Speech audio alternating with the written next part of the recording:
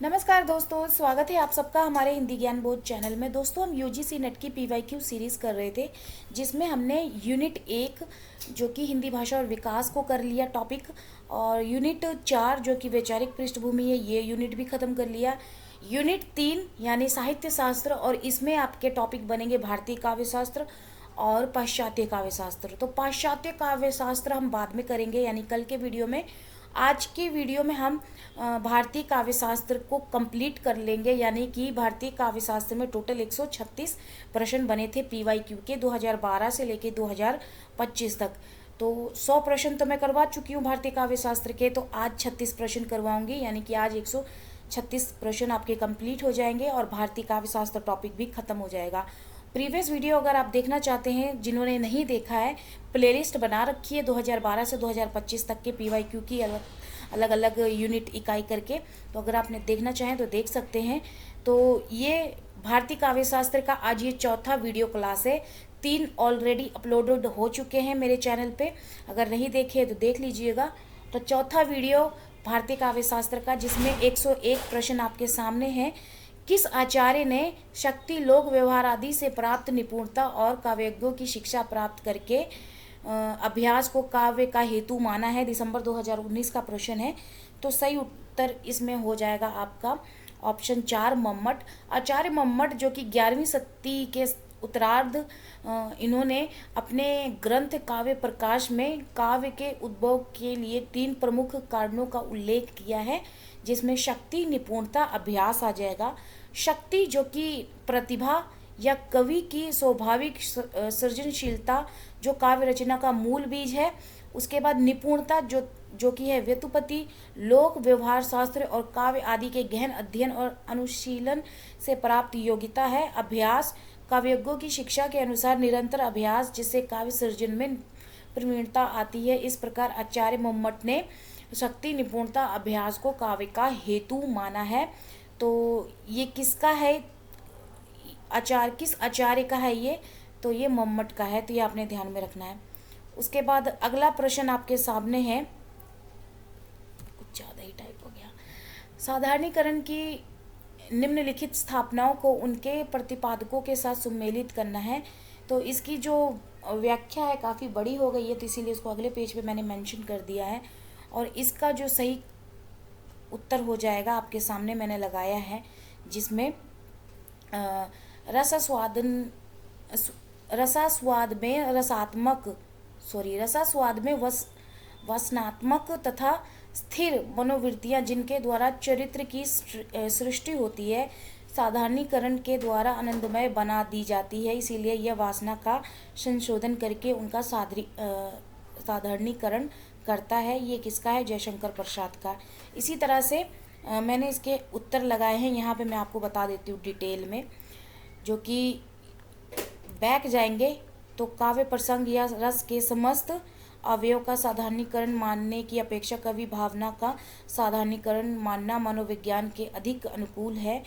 तो ये आप जो स्थापना है ये डॉक्टर नागेंद्र की है। लोक हृदय की यह सामान्य अनुभूति अंतर्भूमि परख कर हमारे यहाँ साधारणीकरण सिद्धांत की प्रतिष्ठा की गई है। यह सामान्य अंतर्भूमि कल्पित या कृत्रिम नहीं है। यह है शुक्ल जी का स्थापना। उसके बाद जब चमत्कारिक अर्थ मर जाता है, तब एक शब्द की रागोत्तेजक शक्ति भी क्षीण हो जाती है, उस अर्थ की प्रतिपत्ति करता है, जिससे पुनः रागात्मक संबंध स्थापित हो। साधारणीकरण का यही अर्थ है। ये नागेंद्र, इसका आगे का है ये। तो इस हिसाब से ऑप्शन ए सही हो जाएगा आपका उत्तर। अब इसका हम जो मैंने डिटेल लगाया हुआ है वो हम करेंगे, जिसमें रस निष्पत्ति के प्रसंग में साधारणीकरण शब्द जो अपना विशेष महत्व रखता है। साधारणीकरण का अर्थ है किसी वस्तु विशेष को सार्वजनिक वस्तु बनाना। जो वस्तु असाधारण है, विशिष्ट है, उसे साधारण सर्वमान्य बनाने की क्रिया को साधारणीकरण कहते हैं। सर्वप्रथम भट्ट नायक ने साधारणीकरण सिद्धांत दिया। और रामचंद्र शुक्ल ने कहा है कि साधारणीकरण अवलंबन अवलंब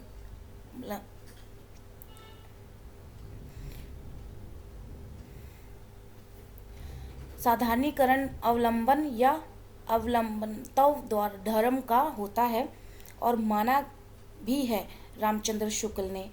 और यहाँ पे लोक हृदय की यह सामान्य अंतर्भूमि परख कर नहीं फिर आरुष टिक बैठ, मारूंगी नहीं तो शांति से बैठो। कहाँ करा रही थी?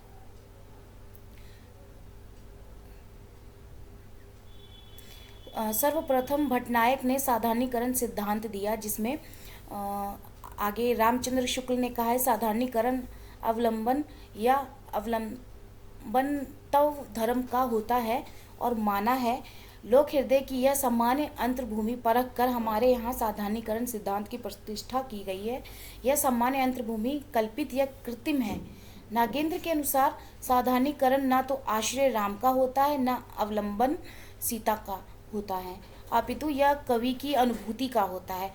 यह दृष्टिकोण मनोविज्ञान के अधिक अनुकूल है, क्योंकि यह रचनाकार की भावनाओं और अनुभवों को पाठक के साथ जोड़ता है। इस प्रक्रिया में कवि की भावनाएं पाठक के अनुभव से मेल खाती हैं, जिससे एक गहरा भावनात्मक जुड़ाव उत्पन्न होता है। जयशंकर प्रसाद ने माना है कि रसास्वाद में वासनात्मक तथा स्थिर मनोवृत्तियां, जिनके द्वारा चरित्र की सृष्टि होती है, साधारणीकरण के द्वारा आनंदमय बना दी जाती हैं। इसीलिए यह वासना का संशोधन करके उनका साधारणीकरण करता है। अगेर ने कहा है कि साधारणीकरण को शब्द और उसके अर्थ के बीच संबंध से जोड़ा। उनके अनुसार जब चमत्कारिक अर्थ मर जाता है, तब एक शब्द की रगोत्तेजक शक्ति भी क्षीण हो जाती है, उस अर्थ की प्रतिपत्ति करता है, जिसे पुनः रागात्मक संबंध स्थापित होता है। और ये साधारणीकरण का यही अर्थ है। तो यहाँ पे जो आपके ऑप्शन में जो पूछा गया है, 4 ऑप्शन दिए गए हैं, 4 विकल्प, और इन स्थापनाओं को उनके प्रतिपादक के साथ सम्मिलित करना है, उनका यहाँ पे विस्तार से मैंने लगा दिया है। और आगे हम पढ़ेंगे अगला प्रश्न, बिंब के अनिवार्य तत्व कौन से हैं? दिसंबर 2019 का प्रश्न है। तो इसका सही उत्तर हो जाएगा आपका ऑप्शन बी और डी। ऑप्शन 1 सही होगा, जिसमें बी और डी कल्पना इंद्रियता। तो बिंबवाद, जो कि 20वीं सदी के प्रारंभ में उभरा एक एंग्लो अमेरिकी काव्य आंदोलन है। बिंबवाद का अर्थ है कविता या साहित्य में एक ऐसी भाषा और चित्रण का प्रयोग जिससे विशेष रूप से बिंबों और उनके भावनात्मक प्रभाव पर जोर दिया जाता है। इसका उद्देश्य शब्दों के माध्यम से सीधे और स्पष्ट रूप से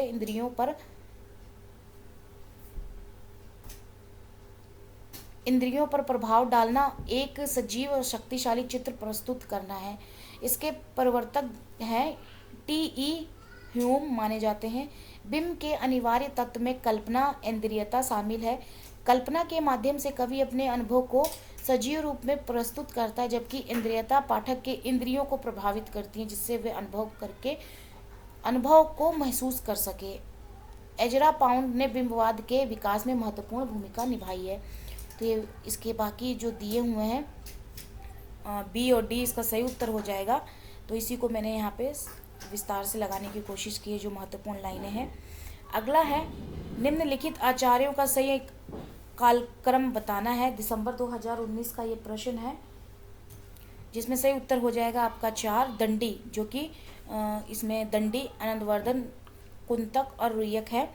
दंडी जो कि 7वीं सदी के उत्तरार्ध एक अलंकारवादी आचार्य हैं, उनका प्रमुख ग्रंथ काव्यदर्श है।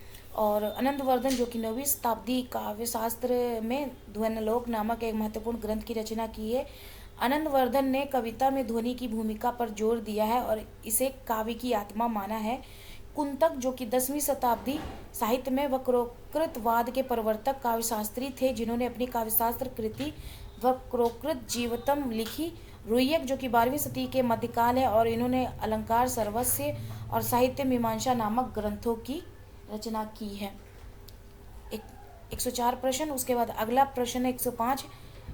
शक्ति कविता बीज रूप संस्करण विशेषा अर्थात कविता निर्माण के बीज रूप विशिष्ट संस्कार को शक्ति कहते हैं। प्रतिभा के विषय में उक्त उद्धरण किस आचार्य का है? तो ये मम्मट का है। तो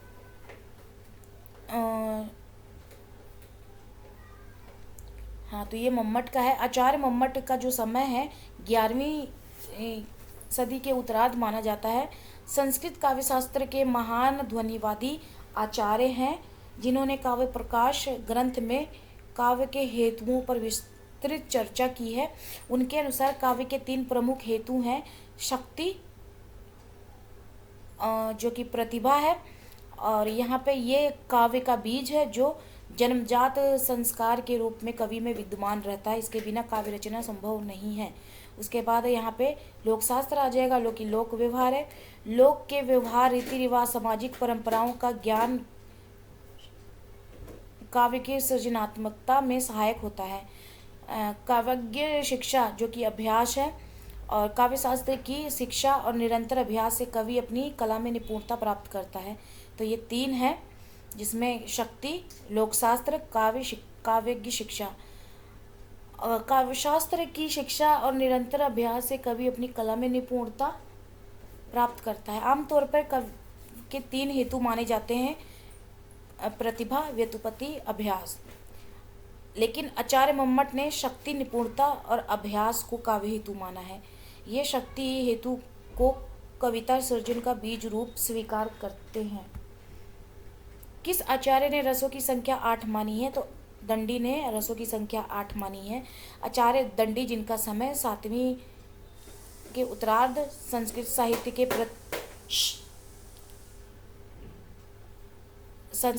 के प्रसिद्ध अलंकारवादी आचार्य हैं, जिन्होंने काव्यदर्श नामक ग्रंथ की रचना की है। इस ग्रंथ में उन्होंने रसों की संख्या 8 मानी है, जो निम्नलिखित हैं: श्रृंगार, जो कि प्रेम, हास्य हंसी, करुणा, दुख, रौद्र क्रोध, वीर साहस, भयानक भय, विभत्स घृणा, अद्भुत आश्चर्य। रस सिद्धांत के प्रवर्तक आचार्य भरत मुनि हैं, और इनकी पुस्तक नाट्यशास्त्र रस का प्रतिपादक ग्रंथ है, जिसे पंचवेद भी कहा जाता है। अगला प्रश्न करेंगे, रस के संबंध में कहा गया है। नवंबर 2020 का ये प्रश्न है, क्या कहा गया है? तो एक ऑप्शन सही होगा, जिसमें ए बी ऑप्शन सही है। विकल्प में ए बी जो दिया हुआ है, ये दोनों ही सही है रस के संबंध में।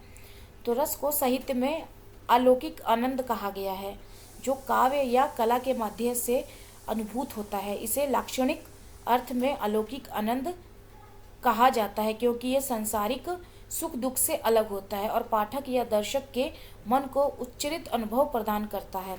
तो आचार्य रामचंद्र शुक्ल ने रस के अलौकिकता का समर्थन नहीं किया, बल्कि उन्होंने उसे यथार्थ के निकट मानकर मानव जीवन और भावनाओं से भगवान, ये लड़का काम नहीं करने देगा। आरुष,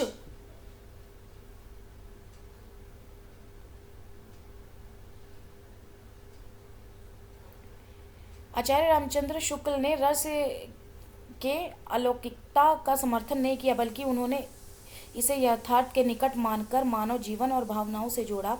भरत मुनि ने से रस निष्पत्ति का सिद्धांत अपने स्वतंत्र चिंतन और अनुभव से विकसित किया है, ना कि भास जैसे पूर्व नाटककार से ग्रहण किया है। तो इसमें जो आपके ऑप्शन सी लगाए हुए हैं और डी, इसका यहाँ पे दिया हुआ है। यहाँ पे क्या पूछा गया है?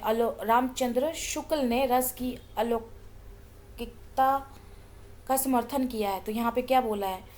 रामचंद्र शुक्ल ने रस की अलौकिकता का समर्थन ऑप्शन में, विकल्प में पूछा है, किया है, जबकि इसका आएगा सही उत्तर नहीं किया है, बल्कि उन्होंने इसे यथार्थ के निकट मानना है।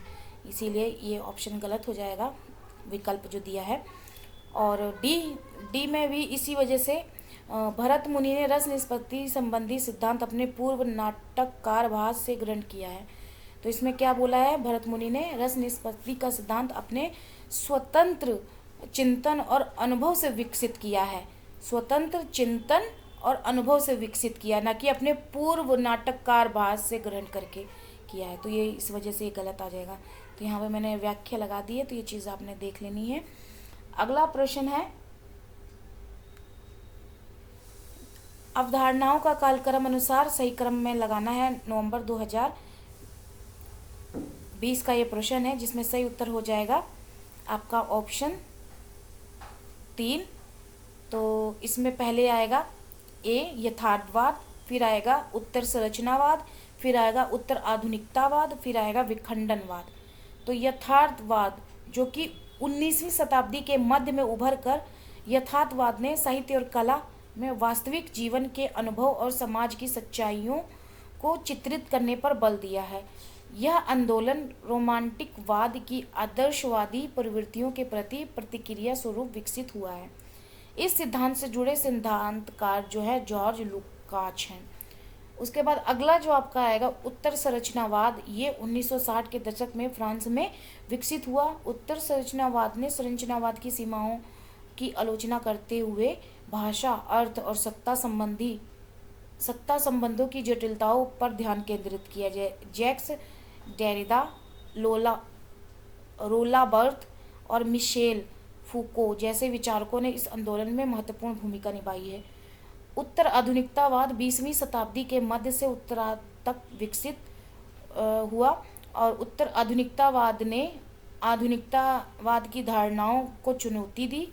यह आंदोलन विविधता, खंडन, बहुलता को स्वीकारते हुए महान कथाओं की आलोचना करता है। इसके सिद्धांतकार में मुख्य है जीन फ्रांसवा लायोतार, जैक्स डेरिडा, ये सारे सिद्धांतकार हैं। उसके बाद विखंडनवाद जो उत्तर संरचनावाद के भीतर विकसित हुआ। विखंडनवाद जैक्स डेरिडा द्वारा प्रस्तुत एक विश्लेषणात्मक पद्धति है और यह पद्धति पाठों के भीतर अंतर्विरोधों और असंगतियों को उजागर करते हुए यह दिखाती है कि कैसे अर्थ स्थिर नहीं होते हैं बल्कि संदर्भ और व्याख्या के अनुसार बदलते रहते हैं। तो इस तरह से सही उत्तर हो जाएगा इसका ऑप्शन 3। शब्दार्थ्यो यथाव उत्सव भावेन विद्या साहित्य विद्या किसका कथन है। नवंबर 2021 का ये प्रश्न है। तो ये प्रश्न आपका नवंबर 2021 का प्रश्न है। सही उत्तर इसका हो जाएगा ऑप्शन 2 राजशेखर, जो कि 9वीं 10वीं द्वारा रचित काव्य मीमांसा में दी गई है।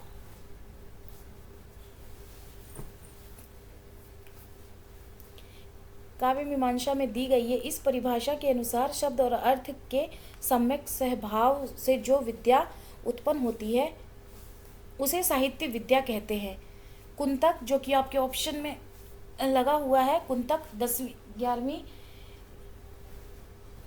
शताब्दी जो कि संस्कृत साहित्य के प्रमुख आचार्य थे, जिन्होंने वक्रोकृत जीवतम नामक ग्रंथ की रचना की। विश्वनाथ जो कि 14वीं सदी के हैं और इनकी रचना साहित्य दर्पण है।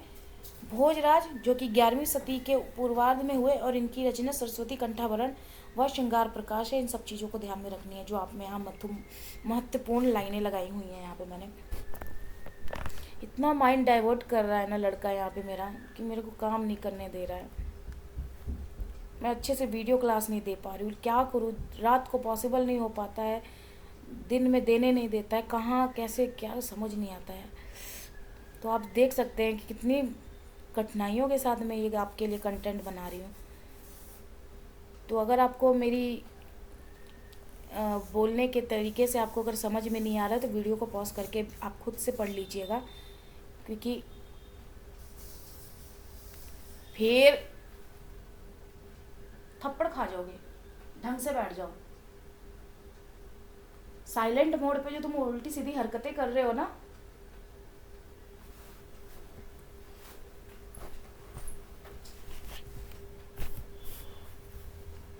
अगला प्रश्न है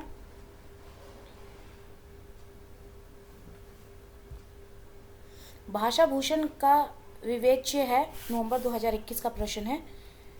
इसका सही उत्तर हो जाएगा अलंकार। भाषा भूषण का विवेच्य है अलंकार।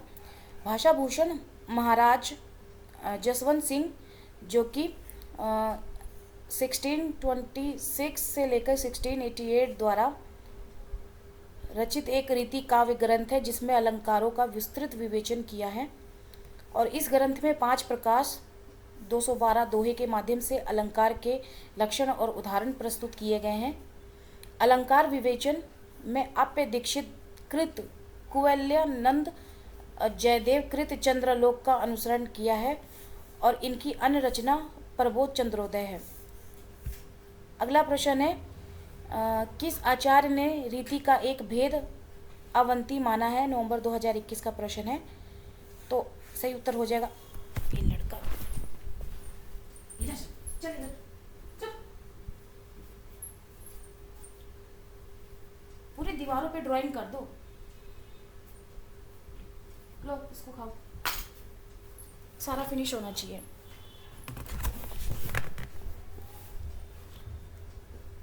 अगला प्रश्न है कि निम्नलिखित में से किस आचार्य ने रीति का एक भेद अवंती माना है? नवंबर 2021 का प्रश्न है। सही उत्तर भोजराज आ जाएगा। अवंती को रीति का एक भेद मानने वाले आचार्य भोजराज है जो कि 11वीं शती के मध्यकाल का है और उन्होंने अपनी रचना सरस्वती कंठाभरण में रीति के विभिन्न भेदों का उल्लेख किया है जिनमें अवंती भी शामिल है। अवंती रीति में मासिक पदों का भी पूर्ण अभाव पाया जाता है। यह रीति श्रृंगार, हास्य, करुणा इत्यादि रसों की रचना के लिए उपयुक्त मानी जाती है। भामा जो कि 6वीं शताब्दी के अलंकारवादी आलोचक हैं जिन्होंने काव्य अलंकार की रचना की। कुंतक जो कि वक्रोकृत वाद के प्रवर्तक है और इनकी रचना वक्रोकृत जीवितम है। वामन की रचना काव्य अलंकार सूत्रवृत्ति है। अगला प्रश्न करेंगे जल्दी फटाफट से क्योंकि समय बर्बाद कर रहा है बेटा। जितना जल्दी हो सके मैं आज का ये वीडियो क्लास समाप्त करने की कोशिश करूँगी क्योंकि ऐसे में तो क्लास नहीं दी जा सकती है। कौन से 2 ग्रंथ विशेष रूप से रस से संबंधित हैं? नवंबर 2021 का प्रश्न है। सही उत्तर आपका हो जाएगा AC। दश रूपक और साहित्य दर्पण रस से संबंधित है जिसमें भारतीय काव्यशास्त्र में रस का विशेष महत्व है और विभिन्न आचार्यों ने अपने ग्रंथ में रस सिद्धांत पर चर्चा की है। तो पंडित जगन्नाथ जो कि 14वीं शती द्वारा रचित साहित्य दर्पण में रस सिद्धांत का विस्तृत विवेचन किया है। इस ग्रंथ में तृतीय परिच्छेदों में रस निष्पत्ति का विशद वर्णन मिलता है। इसके साथ ही धनंजय जो कि 10वीं शती के हैं और इन्होंने 10 रूपक में नाट्य शास्त्र के 10 रूपों का वर्णन किया है और इस ग्रंथ में रस निष्पत्ति रस सिद्धांत पर भी चर्चा की गई है, विशेषकर चतुर्थ आलोक में।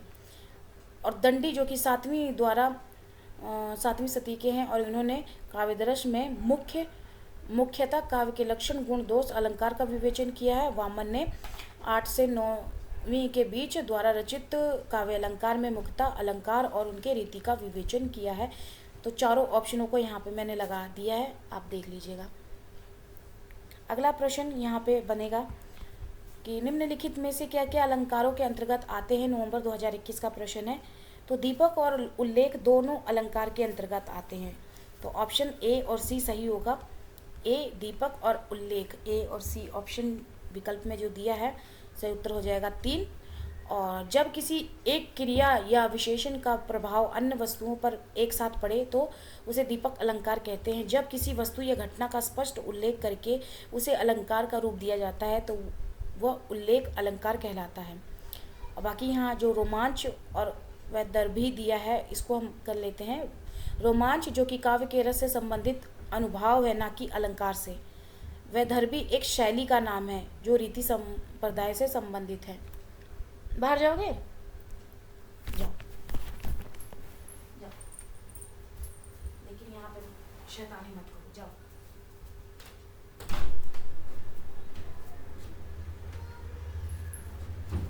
मम्मी मम्मी आरुष जा रहा है, इसको देख लेना।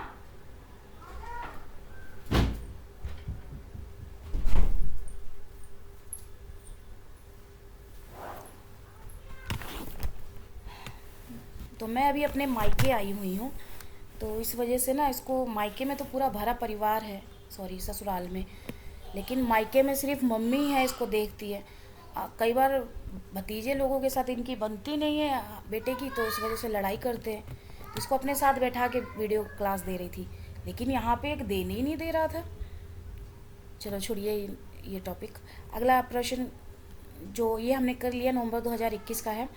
अगला हम करेंगे निम्नलिखित ग्रंथों को कालक्रम अनुसार व्यवस्थित करना है। नवंबर 2021 का प्रश्न है।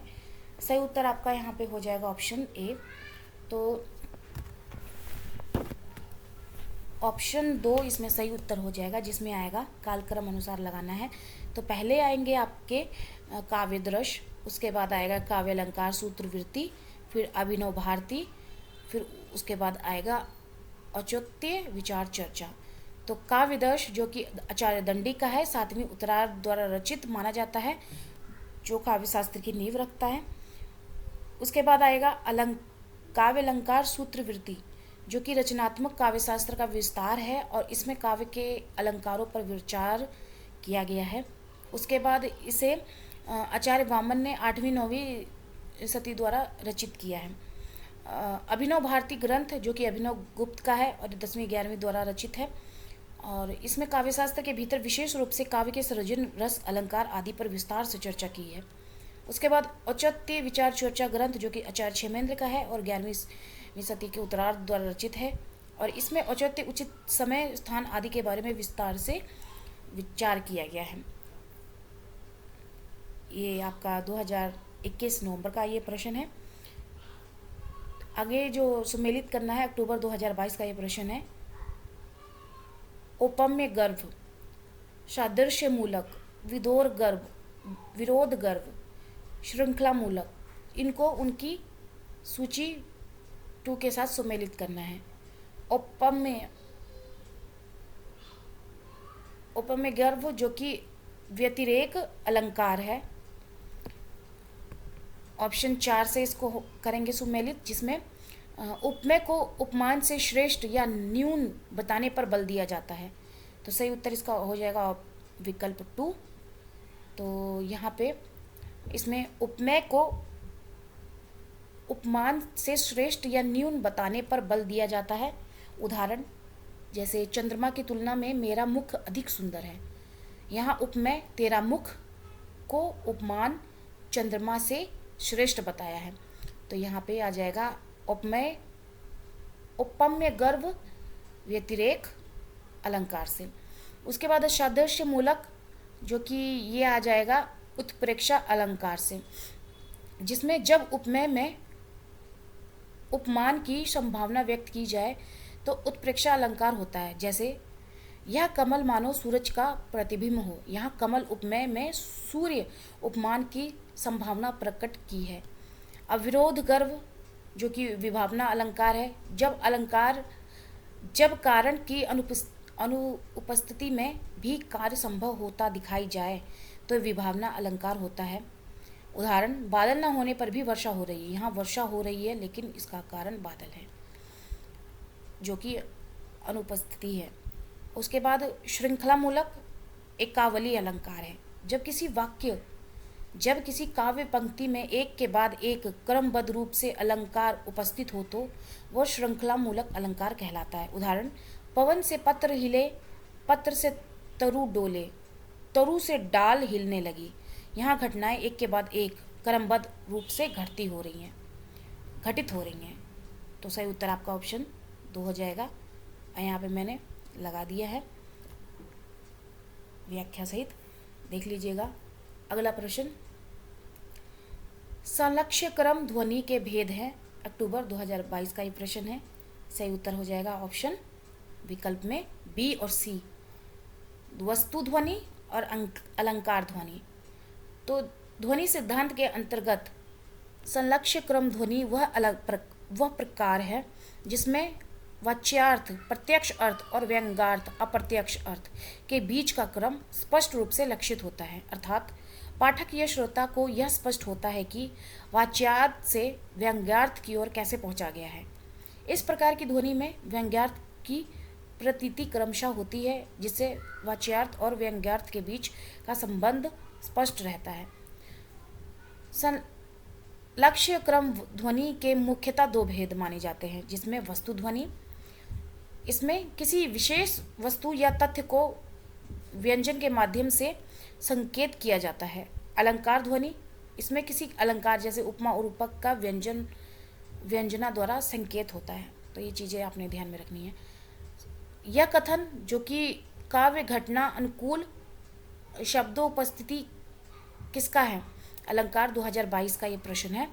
निम्नलिखित में से यह कथन सा काव्य घटनानुकूल शब्दों उपस्थित किसका है? तो ये आ जाएगा आपका जगन्नाथ का है। किसका है? जगन्नाथ का। तो जो कि जगन्नाथ जी 17वीं सदी के मध्य भाग के हैं और उन्होंने इसे अपने प्रसिद्ध ग्रंथ रस गंगाधर में परिभाषित किया है। यह कथन काव्य में उपयुक्त शब्द चयन और उसकी घटना के अनुरूप प्रस्तुति के महत्व को दर्शाता है। रुद्रट जो कि 9वीं सदी के हैं और अलंकार संप्रदाय के प्रमुख आचार्य हैं, उनके ग्रंथ का नाम काव्य अलंकार है जो विषय की दृष्टि से अत्यंत व्यापक है। कुंतक जो कि 10वीं-11वीं सदी के आचार्य माने जाते हैं, जिनकी दृष्टि से अभिधा शक्ति ही काव्य की अभिष्ट अर्थ के गोतक के लिए सर्वथा समर्थ होती है, उनकी एकमात्र वक्रोकृत जीवतम रचना है। आचार्य वामन जो कि 8वीं शताब्दी के उत्तरार्ध 9वीं शताब्दी के पूर्वार्ध हैं, प्रसिद्ध अलंकार शास्त्री हैं और उनके द्वारा प्रतिपादित काव्य लक्षण को रीति सिद्धांत कहते हैं। वामन द्वारा रचित ग्रंथ काव्य अलंकार सूत्रवृत्ति है और यह रीति को काव्य की आत्मा मानते हैं। तो यहाँ बाकी ऑप्शन को भी मैंने यहाँ पे लगाने की कोशिश की है महत्वपूर्ण इसी से संबंधित, तो आप देख लीजिएगा। तद्दोषी शब्दार्थों सगुणा वन अलंकृत पुनः क्वापी उक्ति किस आचार्य की है? अक्टूबर 2022 का प्रश्न है। तो ये ऑप्शन 3 सही हो जाएगा। ये जो उक्ति है ये मम्मट की है और मम्मट है 11वीं सदी के उत्तरार्ध द्वारा रचित काव्य प्रकाश से ली गई है ये उक्ति। इस पंक्ति का अर्थ है दोष रहित शब्द और अर्थ गुणों से युक्त अलंकार रहित होने पर भी काव्य होता है। उसके बाद भामा जो कि ऑप्शन में दिया है, काव्य शास्त्र के आदिकालीन आचार्य हैं जिन्होंने काव्य अलंकार नामक ग्रंथ की रचना की है। उसके बाद धनंजय जो कि ऑप्शन में है, 10वीं सदी के 10 रूपक नामक नाट्यशास्त्र ग्रंथ की रचना की है।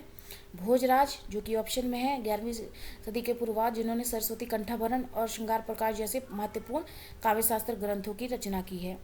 ये 118वां प्रश्न है। अगला प्रश्न आपने देखना है, जून 2023 का प्रश्न है।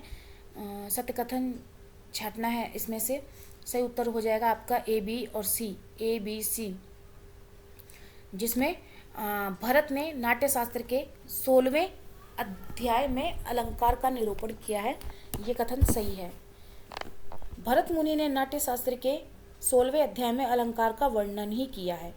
उसके बाद जो कि ऑप्शन बी है, जिसमें उद्धट जयदेव और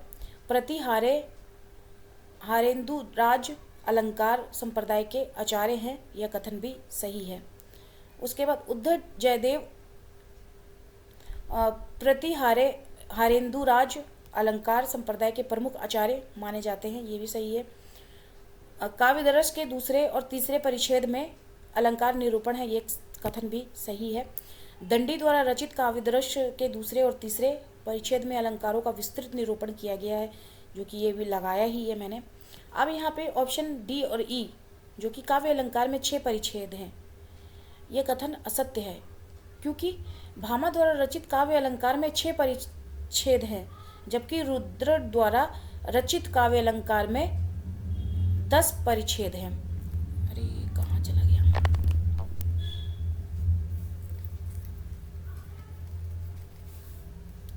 तो भामा द्वारा काव्य अलंकार में 6 परिच्छेद है, जबकि उद्धट द्वारा रचित काव्य अलंकार में 10 परिच्छेद हैं। तो यहाँ पे अगला जो आएगा, काव्य अलंकार सार संग्रह रुद्रट का ग्रंथ है और ये कथन असत्य है।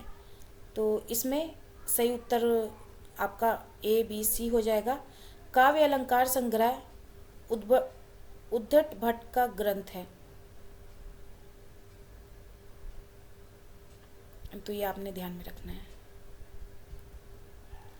सत्य कथन छांटना है, जून 2023 का प्रश्न है, जिसमें आपका सही उत्तर हो जाएगा ऑप्शन 4, बी डी ई आएगा, जिसमें भरत मुनि ने रीति के लिए प्रवृत्ति शब्द का प्रयोग किया कुंतक ने रीति को मार्ग कहा। भोज ने अवंतिका और मागधी नामक दो वृत्तियों की कल्पना की। ये सब सही हो जाएंगे, लेकिन जो आपको ऑप्शन दिया हुआ है ए और सी, ये गलत होगा। जिसमें ऑप्शन में पूछा है वैदर्भी रीति में ओज गुण प्रकाशक वर्णों की अधिकता होती है, जबकि यहाँ पे ओज गुण प्रकाशक वर्णों की अधिकता होती है, गलत आ जाएगा। क्योंकि यहाँ पे बोला है वैदर्भी रीति में माधुर्य, कोमलता, मिठास होता है, ना कि ओज गुण, ताकत, प्रभावशाली शब्द। इसीलिए सी ऑप्शन में क्या बोला है, वामन ने सिर्फ दो रीतियाँ बताई हैं, वैदर्भी और गौणी, जबकि यहाँ पे 5 बताई गई हैं ऑप्शन में। तो 5 का जिक्र तो किया ही नहीं है, इसीलिए ये गलत हो जाएगा। अगला प्रश्न है जून 2023 में प्रश्न पूछा गया। सूची 1 को सूची 2 के साथ मिलाना है, आचार्य को उनकी पुस्तकों के साथ। जिसमें सही उत्तर हो जाएगा आपका 2। और यहाँ पे भानुदत्त, इनकी जो पुस्तक है रसमंजरी है, जो कि काव्यशास्त्र ग्रंथ की रचना है। और इनकी प्रमुख रचनाएं रसमंजरी या काव्यशास्त्र का ग्रंथ है, जिसमें रस सिद्धांत का विस्तृत वर्णन किया है। उसके बाद रस तरंगिणी रसमंजरी का संक्षिप्त संस्करण है। गीत गौरीपति, यह एक गीति काव्य है। ये भानुदत्त का भी तक बताया मैंने। उसके बाद रामचंद्र गुणचंद्र, इन दोनों ने मिलकर नाट्य दर्पण नामक नाट्य शास्त्र की ग्रंथ की रचना की है। उसके बाद शारदा तन्ने, इनकी रचना भाव प्रकाशन के रूप में प्रसिद्ध है। उसके बाद और क्या पूछा है, महिम भट्ट, इन्होंने व्यक्ति विवेक नामक ग्रंथ की रचना की है, जिसमें काव्य के विभिन्न तत्वों का विश्लेषण किया गया है। सही उत्तर आपका 2 हो जाएगा, जो कि यहाँ पे मैंने लगा दिया है। अगला करेंगे, निम्नलिखित में से किस विद्वान ने 20वीं सदी में भारतीय काव्यशास्त्र से संबंधित कोई पुस्तक नहीं लिखी है। जून 2023 का ये प्रश्न है। तो सही उत्तर हो जाएगा रामविलास वर्मा ने। रामविलास वर्मा 1912 से 2000 हिंदी साहित्य के प्रमुख आलोचक, निबंधकार, विचारक और कवि थे। उन्होंने साहित्य, भाषा, इतिहास, संस्कृत पर व्यापक लेखन लिखा, लेकिन विशेष रूप से भारतीय काव्यशास्त्र पर केंद्रित कोई स्वतंत्र पुस्तक नहीं लिखी है। उनकी जो प्रमुख कृतियां हैं, कम से कम 50-52 होंगी, वो आपको सारी पता होनी चाहिए। 2-3 मैंने यहाँ लगा दी हैं, लेकिन सारा पॉसिबल नहीं है, इसीलिए आप इनको ध्यान में दीजिएगा। क्योंकि जो रामविलास शर्मा की निबंध हैं, आलोचनात्मक कृतियाँ हैं, निबंध है, वो बार बार और बहुत बार पूछ चुके हैं, आगे भी पूछा जा सकता है। तो उनकी जो प्रमुख कृतियाँ हैं यहाँ पे मैंने लगा दी हैं, जिसमें से निराला की साहित्य साधना, भारतेंदु युग और हिंदी भाषा की विकास परंपरा, महावीर प्रसाद द्विवेदी और हिंदी नवजागरण आदि शामिल हैं। और इनके आपको सन भी पता होनी चाहिए कृतियों के साथ साथ। इस प्रकार रामविलास शर्मा ने 20वीं सदी में भारतीय काव्यशास्त्र पर कोई स्वतंत्र पुस्तक नहीं लिखी। अगला प्रश्न है, रस सिद्धांत संबंधित ग्रंथ रस तरंगिणी की रचयिता कौन है। दिसंबर 2023 का प्रश्न है।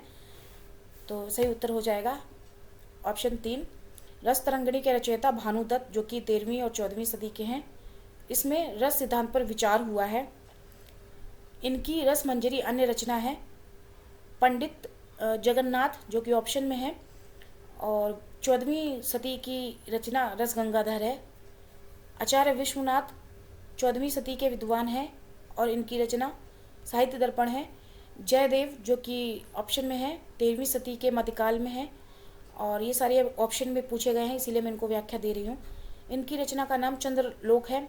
रस सिद्धांत के प्रमुख आचार्य भरत मुनि, आचार्य विश्वनाथ भट्टलोलट, शंकुक भट्टनायक, रामचंद्र गुणचंद्र और श्री रूप गोस्वामी थे। ये सब थे रस सिद्धांत के प्रमुख आचार्य, इनको ध्यान में रखिएगा। शक्ति कविता बीज संस्कार रूप काव्य हेतु शक्ति के संदर्भ में यह कथन किस आचार्य का है। दिसंबर 2023 का प्रश्न है। सही उत्तर हो जाएगा ऑप्शन 3, मम्मट का है ये। तो आचार्य मम्मट ने अपनी कृति काव्य प्रकाश में काव्य हेतु काव्य के कारण के रूप में शक्ति, जो कि प्रतिभा को प्रमुख माना है। उन्होंने कहा है, शक्ति कविता बीज रूप संस्कार विशेष, अर्थात शक्ति प्रतिभा कविता का बीज रूप संस्कार विशेष है। मम्मट के अनुसार यह शक्ति या प्रतिभा कवि के मन में विशेष संस्कार के रूप में विद्यमान होती है, जो काव्य सर्जन का मूल कारण है। इसके बिना काव्य रचना संभव ही नहीं है। और जो विकल्प में दिए गए हैं, जैसे कि भट्टतोत का समय जो है 10वीं सदी उत्तरार्ध माना गया है। काव्य कौतुक के रचयिता भट्टतोत का ग्रंथ अनुपलब्ध है। और आचार्य रुद्रट के एकमात्र कृति काव्य अलंकार है, जिसमें 16 अध्याय 734 पद हैं, जो कि प्रमुखता आर्य छंद में निहित है। उसके बाद जगन्नाथ, जो कि 17वीं सदी के हैं, और इनकी रचना रस गंगाधर है। ये सब ध्यान में रखिएगा। अगला प्रश्न आपके साधारणीकरण के संदर्भ में लिखित कथन सत्य बताना है। सही उत्तर आपका इसमें छांट के बताना है, जिसमें सही हो जाएगा ऑप्शन बी, मतलब 2, ऑप्शन 2 सही होगा, जिसमें बी, डी और ई, बी, डी, ई आएगा। तो सही उत्तर यहाँ पे मैंने लगा दिया है, जिसमें आचार्य विश्वनाथ के मतानुसार काव्य नाटकगत विभाव आदि तीनों का व्यापार असाधारण रूप से ग्रहण कर लेता है और समस्त घटना चक्र विशिष्ट व्यक्तित्व से युक्त हो जाता है। यह कथन गलत है। वास्तव में आचार्य विश्वनाथ के अनुसार विभाव, अनुभाव और संचारी भाव का व्यापार साधारणीकरण हो जाता है, जैसे हृदयों के रति और रति आदि भावों का उद्बोधन होता है। और भट्टनायक के अनुसार काव्य और नाटक में अभिधा व्यापार के उपरांत भावगत व्यापार के द्वारा विभाव, अनुभव, संचारी भाव का साधारणीकरण हो जाता है। यह कथन सही है। भट्टनायक ने सबसे पहले साधारणीकरण सिद्धांत की अवधारणा दी थी, इसीलिए उन्हें साधारणीकरण का प्रवर्तक माना जाता है।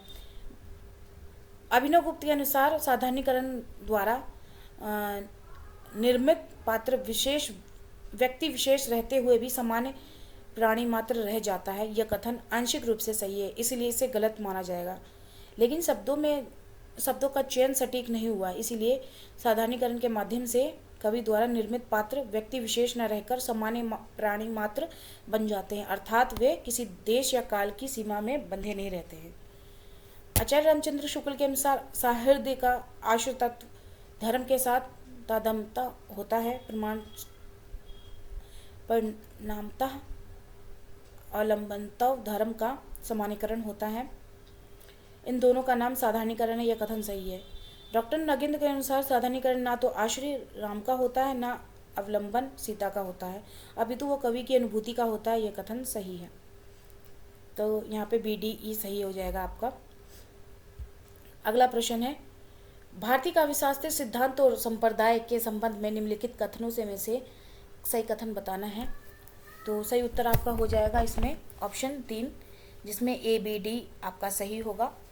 तो जगन्नाथ, जो कि 17वीं सदी के मध्य के अनुसार अलंकार काव्य की आत्मा व्यंग्यार्थ ध्वनि में रमणीयता उत्पन्न कर देता है। यह कथन सही है। इनका प्रमुख ग्रंथ जो है रस गंगाधर है। मम्मट 11वीं सदी के उत्तरार्ध के अनुसार नियत वर्णन का रस विषयक व्यापार वृद्धि कहलाता है। यह कथन भी सही है। और मम्मट का प्रमुख ग्रंथ काव्य प्रकाश है। दंडी, जो कि 7वीं सदी के उत्तरार्ध के मुताबिक काव्य की शोभा बढ़ाने वाले धर्म गुणों को अलंकार कहते हैं। अलंकार काव्य का सौंदर्य बढ़ाने वाला तत्व होते हैं। अतः स्थापना सी इस सिद्धांत से अलग है और यह स्थापना गलत है। वामन 8वीं-9वीं सदी के बीच के अनुसार सादृश्य पर आधारित गौणी लक्षणा वक्रोकृत कहलाता है। यह कथन सही है। इनकी प्रमुख रचना काव्यालंकार सूत्रवृत्ति है। तो सही उत्तर आपका हो जाएगा ऑप्शन 3, ए, बी, डी, ए, बी और डी सही हो जाएगा। बाकी सी और ई गलत होंगे।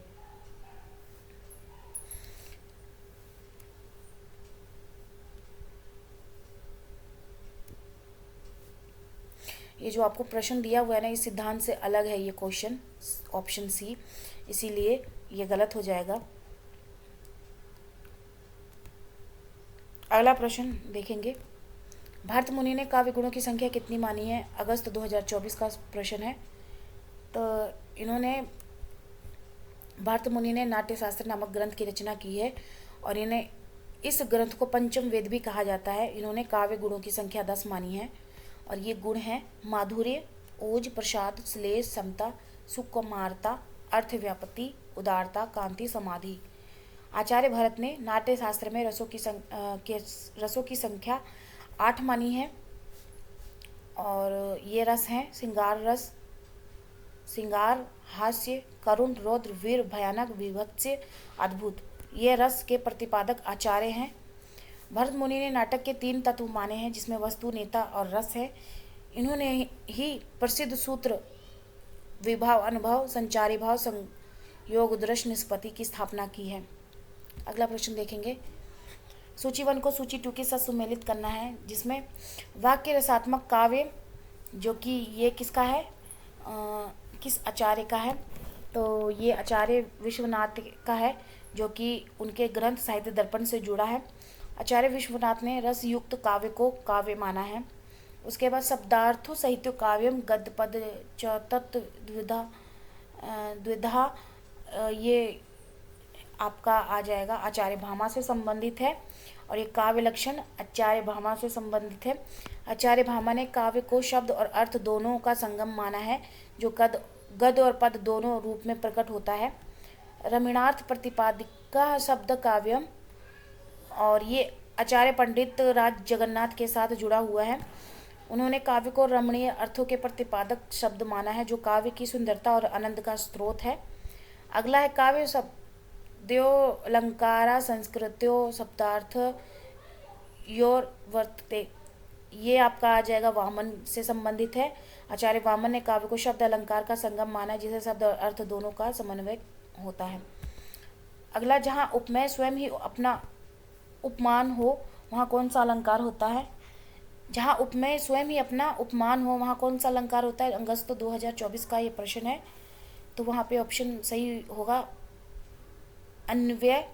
जहाँ उपमेय जिसकी तुलना की जा रही है स्वयं ही अपना उपमान जिससे तुलना की जा रही है वहाँ अन्वय अलंकार होता है। अन्वय अलंकार में उपमेय की तुलना किसी अन्य वस्तु से न करके स्वयं उससे की जाती है, अर्थात उपमेय के समान कोई अन्य नहीं है। उदाहरण, भारत के सम भारत हैं।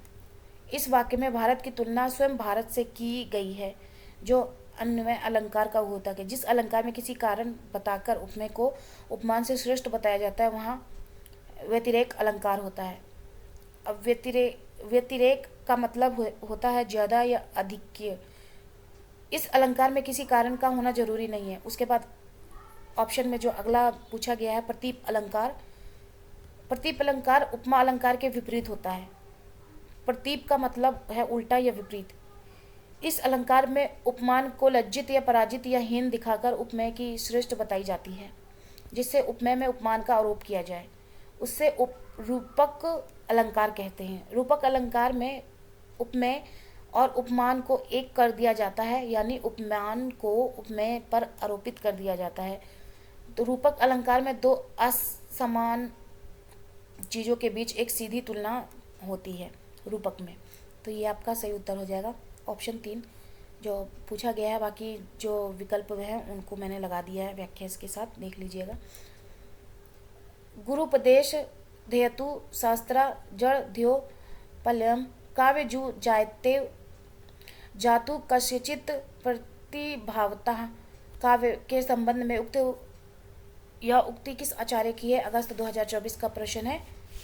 तो यह उक्ति भामा की है और भामा द्वारा रचित काव्य अलंकार के प्रथम अध्याय के 14वें श्लोक में मिलता है ये उक्ति, जो कि यहाँ पे मैंने कहाँ से लिया गया है वो भी बता दिया है आगे, ताकि इन डेप्थ अगर पूछा जाए तो आप उसको लगा पाएँ आसानी से। इस श्लोक में भामा ने काव्य सर्जन में प्रतिभा की अनिवार्यता पर बल दिया है। उनके अनुसार गुरु के उपदेश से जड़ बुद्धि वाले व्यक्ति भी शास्त्र का अध्ययन कर सकते हैं, लेकिन काव्य रचना केवल किसी विशेष प्रतिभाशाली व्यक्ति द्वारा ही संभव है। अब यहाँ पे ऑप्शन दिया है आचार्य मम्मट, जो कि संस्कृत काव्य शास्त्र के प्रमुख विद्वानों में से एक है, जो अपने ग्रंथ काव्य प्रकाश के लिए प्रसिद्ध हैं। उनका काल लगभग 10वीं शताब्दी के उत्तरार्ध में माना जाता है। अब ऑप्शन में आचार्य वामन, जो कि संस्कृत काव्यशास्त्र के प्रमुख आचार्यों में से एक हैं, जिनका समय 8वीं शताब्दी के उत्तरार्ध से 9वीं शताब्दी के पूर्वार्ध के बीच माना जाता है। उन्होंने काव्य अलंकार सूत्र नामक ग्रंथ की रचना की है, जिसमें काव्यशास्त्र के सिद्धांतों का सूत्र रूप में प्रतिपादन किया है। अब यहाँ पे आचार्य दंडी, जो कि संस्कृत साहित्य के प्रमुख विद्वानों में से एक है, जिनका समय 6वीं से 7वीं शताब्दी के मध्य माना जाता है, उनकी प्रमुख रचनाएं काव्यदर्श शामिल है। अगला देखेंगे, रस निष्पत्ति के व्याख्याकारों में से किसने अनुमान को महत्व देकर चित्र तुरंग न्याय की चर्चा की है? जनवरी 2025 का ये प्रश्न है, तो सही उत्तर जो हो जाएगा इसका शंकुक ने किया है। शंकुक रस निष्पत्ति के प्रमुख व्याख्याकारों में से एक ने रस की उत्पत्ति की प्रक्रिया को समझाने के लिए अनुमान के महत्व पर बल दिया है। उनके अनुसार जब दर्शक या पाठक किसी नाट्य या साहित्यिक प्रस्तुति में पात्रों की अनुभूतियों को देखता या पढ़ता है, तो वो अपने अनुभव या तर्क के आधार पर अनुमान लगाकर उन भावनाओं को समझने और अनुभव करने की प्रक्रिया से गुजरता है।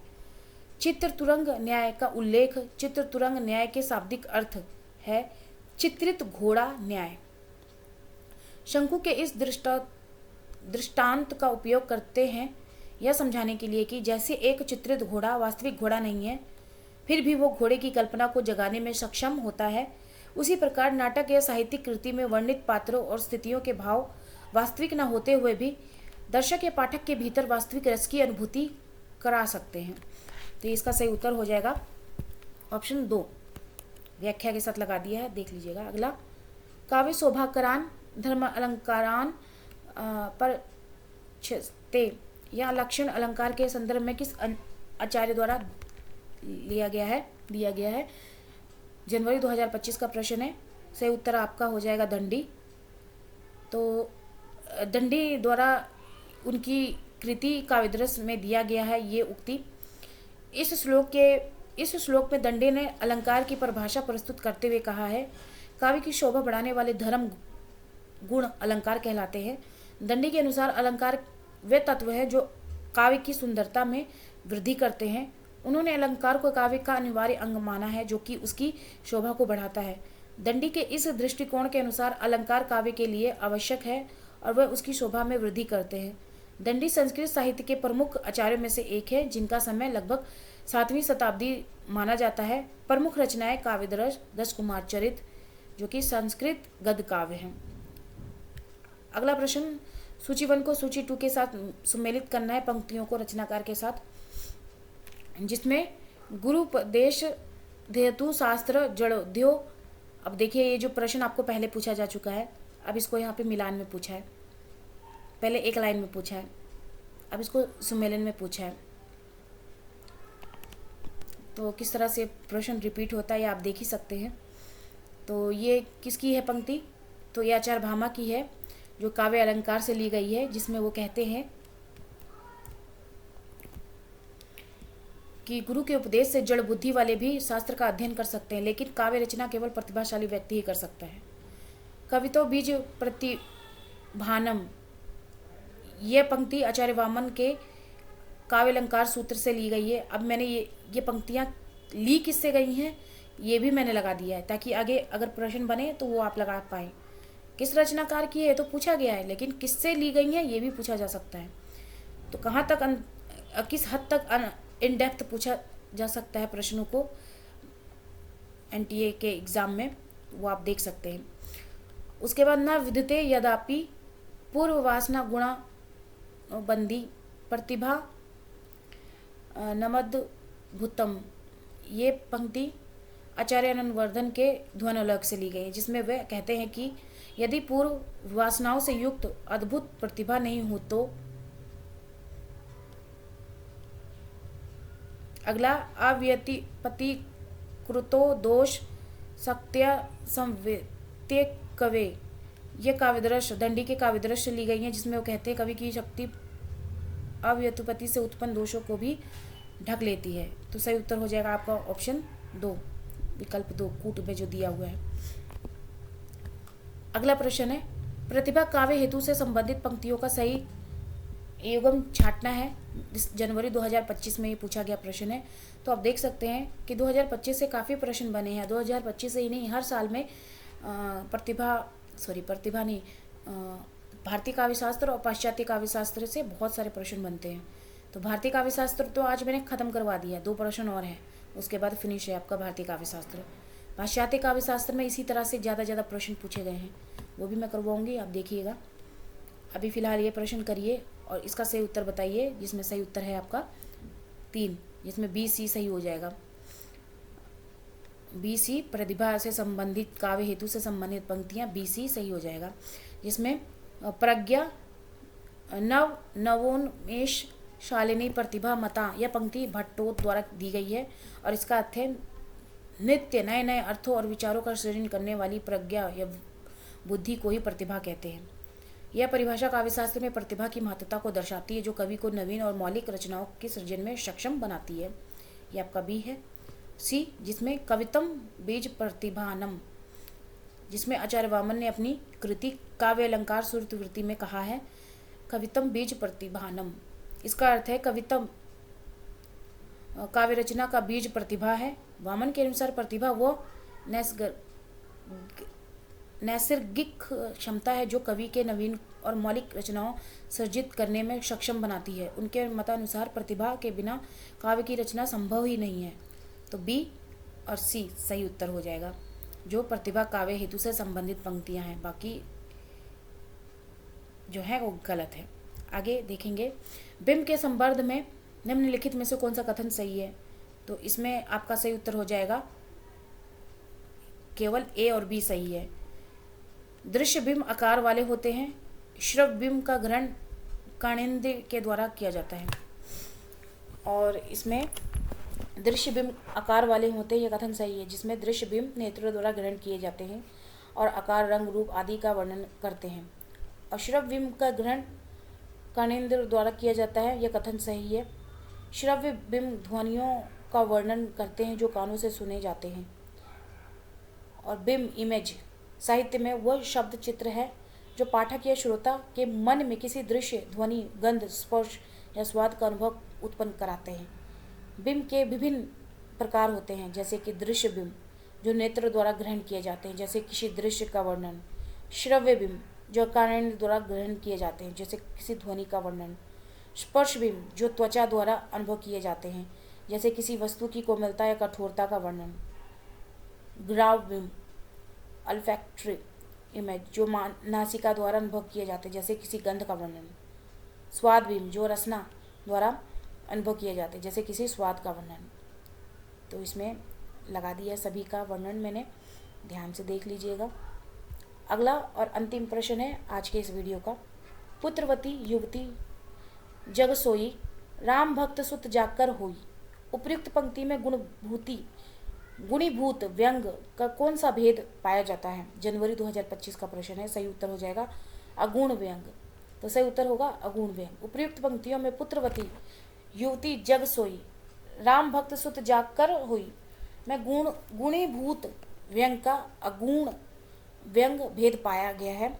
अगुण व्यंग का अर्थ है अगुण व्यंग वो होता है जहाँ शब्दों का सामान्य अर्थ तो स्पष्ट होता है, लेकिन उनमें छिपा हुआ व्यंग गहराई से समझने पर प्रकट होता है।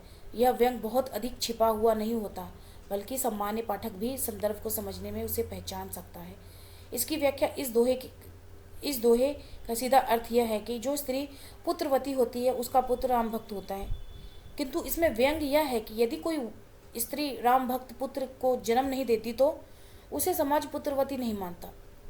इस हिसाब से इस प्रश्न का सही उत्तर यहाँ पे अगुण व्यंग है, जो कि जनवरी 2025 का प्रश्न है। तो ये थे आज के प्रश्न, जो कि 136 प्रश्न मैंने 4 वीडियो क्लास में उपलब्ध करा के आपको भारतीय काव्यशास्त्र ख़त्म करवा दिया है। कल के वीडियो क्लास में पाश्चात्य काव्यशास्त्र करेंगे, उसके भी 4 से 5 वीडियो क्लास बनेंगे। तो आगे इसी तरह की वीडियो क्लास अगर आप चाहते हैं तो फटाफट से चैनल को सब्सक्राइब करके बेल आइकन प्रेस कर लीजिए, ताकि आने वाली वीडियो की अपडेट आपको टाइम टू टाइम मिलती रहे। और टेलीग्राम चैनल और व्हाट्सएप ग्रुप के साथ जुड़ना चाहते हैं तो वीडियो के डिस्क्रिप्शन में आपको लिंक मिल जाएगा, वहाँ से आप जुड़ सकते हैं। और डायरेक्ट अगर आपको कोई क्वेरी है तो मेरे को मैसेज कर सकते हैं पर्सनली। तो यही आपको आज का वीडियो कैसा लगा कमेंट में बता दीजिएगा, वीडियो को लाइक कर दीजिएगा। वीडियो के स्टार्टिंग में थोड़ी सी डिस्टर्बिंग्स हुई है मेरे बेटे को लेके, क्योंकि वीडियो क्लास बनाने नहीं दे रहा था, जिस वजह से माइंड डाइवर्ट हो रहा था। और जब माइंड डाइवर्ट होता है तो जाहिर सी बात है वीडियो क्लास अच्छी से उपलब्ध नहीं करा पाऊँगी। इसीलिए थोड़ा सा उसको मैं बाहर भेज दी थी, क्योंकि मैं अभी मायके में आई हुई हूँ। तो उसको मम्मी यानी उसकी नानी ही उठा पाती है, और कोई नहीं उसको ले पाता, झेल पाता, क्योंकि इतना शरारती है। यहाँ पे भी बैठा था तो काम नहीं करने दिया, पूरी दीवारों पे उसने ड्राइंग कर दी है। ड्राइंग इन सेंस पूरा गोचा गाची कर दिया दीवारों पे, सामान इधर उधर से उधर फेंक दिया है। तो बहुत दिक्कत होती है उसको लेके।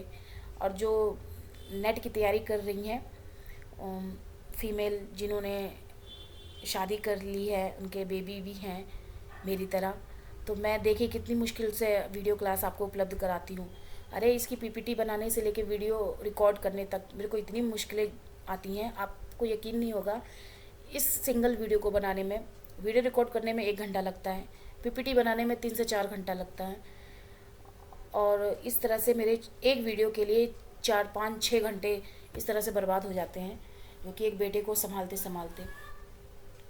ये तो उसके बाद फिर कल के लिए अलग से पीपीटी बनानी पड़ती है, तो आप समझ सकते हैं कितनी मेहनत करती हूँ मैं। तो बिना मेहनत के तो कुछ भी नहीं होता। तो इसी तरह से बिना मेहनत के तो आपको नेट क्वालिफाई नहीं होगा, पढ़ना तो पड़ेगा ही। क्योंकि नेट में ये नहीं मांगते हैं कि आप मैरिड हो, बाल बच्चे वाले हो कि नहीं, वो तो अपना मेहनत मांगता है। तो आपको जी जान मेहनत तो करनी पड़ेगी। तो इसीलिए आपको समय तो निकालना पड़ेगा अगर आप नेट क्वालिफाई करना चाहते हैं, तो उसके बिना संभव नहीं है। अगर आप, मैं इन शॉर्ट कहूँ तो, अगर आप ज़्यादा किताबें ना पढ़ के कम किताबों पढ़ के आप निकालना चाहें, तो यूथ कंपटीशन टाइम जो आपका है, प्रीवियस ईयर क्वेश्चन पेपर, उसको आप जितना इन डेप्थ पढ़ सकते हैं उतना पढ़िए। उसी से आपके काफ़ी अच्छे एग्ज़ाम में आप स्कोर कर पाएंगे। बाकी किताबें तो आपने पढ़नी है, कि सिलेबस जो लगा हुआ है वो तो पढ़ेंगे ही, प्लस पीवाईक्यू भी आप ध्यान से देखेंगे। वैसे पीवाईक्यू मैं जो आपको करा रही हूँ, या आपके यूथ कंपटीशन टाइम में भी इतना इन डेप्थ नहीं बताया होगा, लेकिन फिर भी मैं आपको एक एक लाइनें महत्वपूर्ण जोड़ के मैं आपको वीडियो क्लास उपलब्ध करा रही हूँ, ताकि आने वाले एग्ज़ाम में आपको जितना भी इन डेप्थ पूछा जाए आप उसको आराम से लगा पाएँ। तो यही था आज का वीडियो क्लास। ऊपर चिल्ला रहा है बेटा, मैं वीडियो एंड करती हूँ। कल फिर मिलेंगे एक नए वीडियो में। धन्यवाद।